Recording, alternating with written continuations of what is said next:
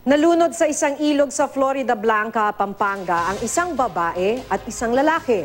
Bigla raw lumakas ang agos ng tubig sa ilog habang lumalangoy sila. Posible raw naggaling ang tubig sa bundok. Makibalita tayo kay Chona Carrion.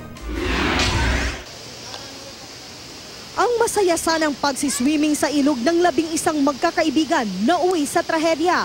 Dalawa sa kanila ang nalunod matapos tangayin ng malakas na agos ng ilog sa Florida Blanca, Pampanga. Base sa investigasyon, maganda raw ang panahon ng magpunta sa river resort nitong linggo ang magkakabarkada.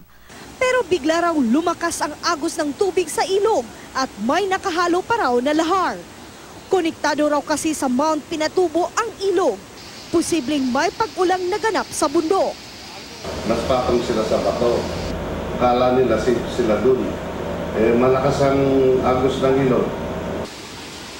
Nailigtas ang siyam sa kanila. Martes naman ang umaga nang nahanap ng mga otoridad ang bangkay ng biktimang si Kenneth Maling. Bandang hapon naman nahanap si Karen Ronquillo. Nahirapan daw ang rescue team dahil kinailangan pa nilang hintayin na bumaba ang level ng tubig. Chona Carrion, Nagbabalita, Pilipinas.